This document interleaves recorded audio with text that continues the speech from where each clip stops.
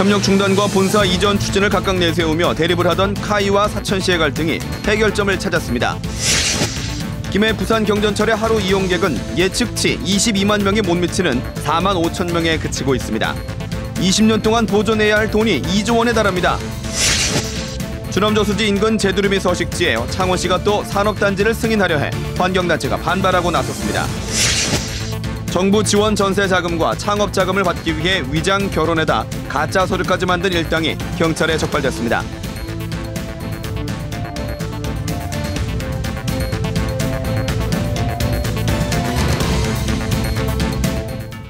안녕하십니까. 이어서 경남 소식입니다. 협력 중단과 본사 이전 추진으로 맞서며 극한 대립을 하던 한국항공우주산업과 사천시의 갈등이 해결점을 찾았습니다. 경상남도가 중재에 나서 항공정비산업 유치 등 중대 현안에 협력하기로 했습니다. 천윤수 기자의 보도입니다.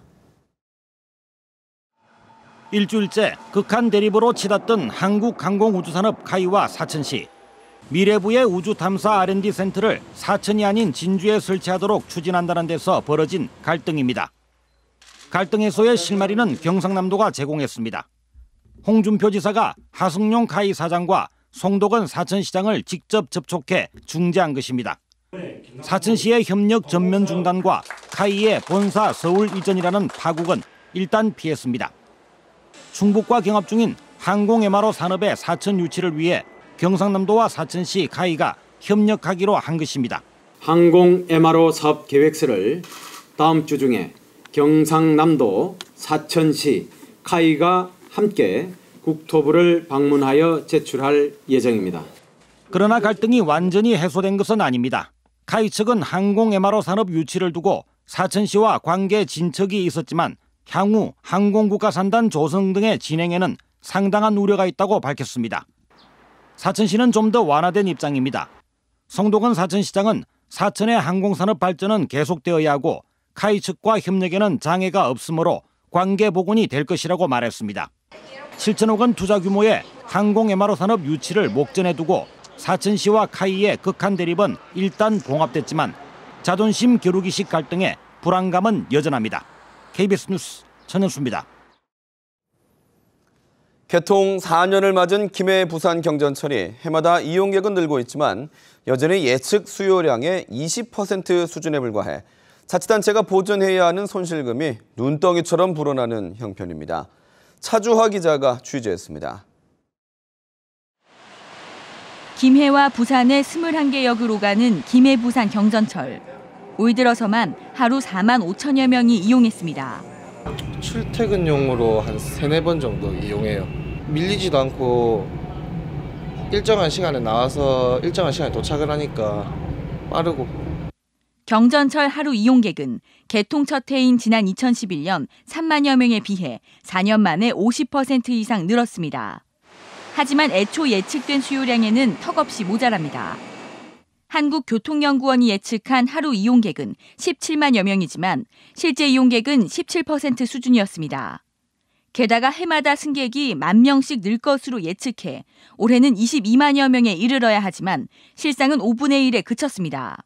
매년 한 10% 이상씩 승객이 늘고 있거든요. 그렇다 보면 한 4-5년 내로는 6만에서 7만 정도, 이 정도까지는 가지 않을까. 승객 수가 예측에 훨씬 못 미치다 보니 자치단체가 경전철 시행사에 보전해야 할 손실금도 눈덩이처럼 불어났습니다. 김해시가 시행사에 보전한 손실금은 지난 2013년 93억 원에서 올해 369억 원으로 4배 가까이 늘었고 향후 20년 동안 1조 3천억 원을 줘야 할 형편입니다. 한계점이 있기 때문에 예측 수요는 따라잡지 못한다고 생각합니다. 사업 재구조화에 대한 어떤 긍정적인 어떤 인식을 가지고 있기 때문에. 그러나 비용 보전 방식으로 바꿔도 2-3천억 원을 절감하는 데 그쳐 여전히 김해와 부산의 세금 2조 원이 새나갈 것으로 보입니다. KBS 뉴스 차주화입니다. 주남 저수지 인근 제두르미 서식지에 창원시가 또 산업단지를 승인하려 해 환경단체가 반발하고 나섰습니다. 낙동강 유역환경청도 추가 산업단지 조성이 어렵다고 밝혔는데 창원시는 사업을 강행하고 있습니다. 오종우 기자의 보도입니다. 창원 일반산업단지 바로 옆 농경지입니다. 창원시는 이곳에 31만여 제곱미터의 산업단지를 추가로 추진하고 있습니다. 주남저수지와 1.5km밖에 떨어지지 않은 천연기념물 제두루미 서식지입니다. 그 산업단지 쪽으로 옮겼거든. 옮겨가지고 먹이 활동을 했는데 거기에 이제 산단이 들어선 될 것 같으면 얘네들은 어디 갈 자리가 없어지는 거죠. 지난 겨울 이 들판에서 제두루미 167마리 서식이 확인되기도 했습니다. 특히 이곳은 창원시가 제두루미를 위해 물이 괴어 있는 문온을 조성하기로 한 곳입니다. 지난 2009년 창원 일반산단 환경영향평가서에도 창원시의 이행사항으로 이곳 농경지를 문온으로 만들어 완충지역으로 하라고 명시돼 있습니다. 낙동강 환경청하고 또 생명물연대하고 같이 협의하고 대책을 강구해야 될 것으로 봅니다. 낙동강유역 환경청은 이미 올해 초 산단 조성이 부적절하다고 창원시에 통보했습니다. 문헌 조성을 하는 그런 지역이기 때문에 그쪽에는 추가적인 산단 개발은 부적절하다. 창원시가 환경영향평가와 낙동강유역청의 의견을 무시하며 산업단지를 강행하는 배경에 의문이 커지고 있습니다. KBS 뉴스 오종우입니다. 정부에서 지원하는 저금리의 전세자금과 창업자금을 대출받으려고 위장결혼에다 가짜 서류까지 만들어 대출을 받은 일당이 경찰에 적발됐습니다. 대출 심사가 부실했기 때문에 범행이 가능했습니다. 보도에 이준석 기자입니다. 신혼부부에게 전세자금의 70%를 대출해주는 정부의 버팀목 전세자금 대출. 임대차 계약서 등 관련 서류만 있으면 2% 후반대 금리로 대출받을 수 있습니다. 31살 김모 씨는 자신의 선후배 3명과 20대 여성 3명을 위장 결혼하게 하고 집이 있는 또 다른 3명을 임대인으로 내세워 이들 세 쌍과 전세 거래를 한 것처럼 꾸몄습니다. 모든 서류가 가짜였지만 의심 없이 대출을 받았습니다. 이렇게 세 쌍의 가짜 부부가 받은 전세 자금이 1억 8천여만 원. 은행에 우연찮게 상담받으러 가서 알게 됐어요. 제가 급하니까 빚도 많고 급하다 보니까 일단 그래 받게 됐어요. 이들은 또 이름뿐인 법인을 만들어 정부의 근로자 전세 자금과 창업 자금 2억 원도 대출받았습니다. 버팀목 전세 자금의 경우 은행에서 심사 시 전화로만 확인을 하고 창업 자금의 경우는 사업 자금 확인을 하나 실제 영업 여부는 확인하지 않는다는 허점을 노린 것입니다. 김 씨 등은 상환 기간이 돌아오면 돈을 갚지 않고 파산 신고를 할 계획이었습니다. 경찰은 문서 위조와 사기 등의 혐의로 주범 김 씨를 구속하고 나머지 12명을 불구속 입건하는 한편 달아난 1명을 쫓고 있습니다. KBS 뉴스 이준석입니다. 이제 아침 저녁으로 부는 선선한 바람이 가을을 실감케 하는데요. 하동에서는 코스모스와 메밀꽃이 장관을 이뤄 가을의 정취를 물씬 풍기고 있습니다. 최세진 기자입니다. 쪽빛 가을 하늘 아래 연분홍 코스모스 물결이 하늘하늘 일렁입니다. 소금을 뿌려놓은 듯 새하얀 메밀밭에서 사진을 찍노라면 학창시절로 돌아간 듯 마음이 들뜹니다. 너무 탐스럽게 피어있고 정말 잘 온 것 같고요. 이 가을을 너무 멋있게 즐길 수 있는 기회라고 생각이 듭니다. 올해로 9년째를 맞은 하동 북천 코스모스 메밀꽃 축제. 마을 주민들과 하동군이 직접 씨앗을 뿌려 가꾼 메밀꽃과 코스모스 밭은 모두 40만 제곱미터에 이릅니다. 축제 기간 전에 아이들과 먼저 이렇게 꽃도 구경하고 특히 메밀꽃이 좋은 것 같아가지고 미리 구경 왔습니다. 경관보전 직불 사업으로 벼농사 대신 꽃을 심으면 일정한 보상비를 받고 관광객 방문도 늘게 됩니다. 지난해부터는 마을 주민들이 영농조합법인을 만들어 입장료를 받는 등 직접 수익도 내고 있습니다. 황토길 체험과 편백 체험, 고기 잡기 등 다양한 체험 행사도 올해부터 첫 선을 보입니다. 체험거리도 다양하게 준비하여 오시는 그 관광객의 취향에 맞게끔 온갖 준비를 다 하고 있습니다. 코스모스와 함께 성큼 다가온 가을.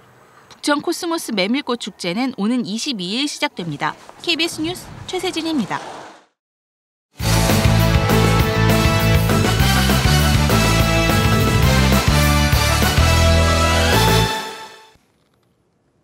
주요 단신입니다. 경상남도의 무상급식 지원 중단 이후 학교 급식비 납부가 밀린 학생이 1년 사이 크게 늘어난 것으로 나타났습니다. 경남교육청 국정감사 자료에 따르면 올해 급식비 연체자는 지난 7월 기준 18,000여 명으로 지난해 280여 명보다 66배 증가했고 미납 금액은 13억 9천여만 원입니다. 경남은 군지역 초, 중, 고생과 시지역 초등학생 등 28만 5천여 명을 대상으로 무상급식을 해오다 지난 4월부터는 저소득층 학생 7만 2천 명에게만 무상급식이 지원되고 있습니다. 창원 경제정의실천시민연합이 지역 상생과 사회 공헌을 외면한다며 롯데그룹의 불매운동을 선언했습니다. 창원 경실련은 오늘 경남도청에서 기자회견을 열어 회원들이 롯데 제품 불매운동을 벌이고 SNS 메시지 100통 보내기 등을 통해 동참을 촉구하겠다고 밝혔습니다. 경실련은 또 지역 기업에 추석 선물을 살 때 롯데 제품은 제외할 것을 요청하고 다른 소비자 단체와 함께 불매운동에 나서기로 했습니다.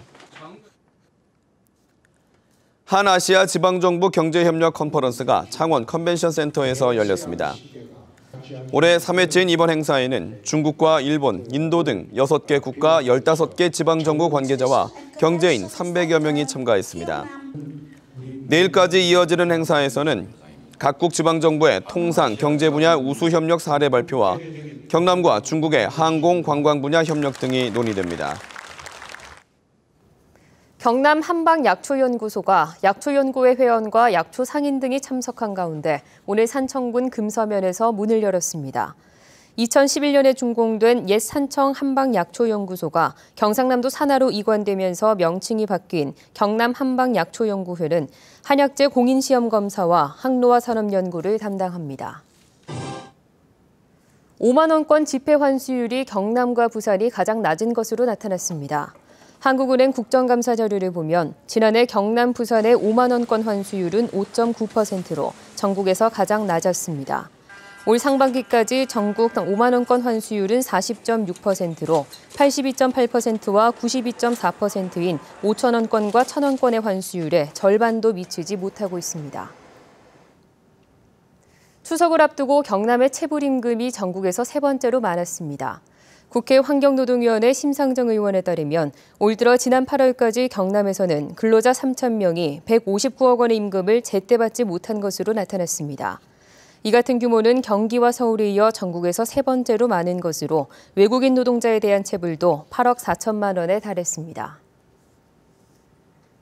최근 수조 원대의 적자가 불거진 대우조선해양의 노동조합이 정치권이 회사를 희생양으로 삼고 있다며 강하게 반발하고 나섰습니다. 대우조선노조는 직원 5만 명의 생존이 걸린 문제에서 회사 정상화나 지원이 아닌 책임자 처벌에만 관심을 보이고 있다며 정치권을 비판하는 성명을 냈습니다. 경남 소식이었습니다.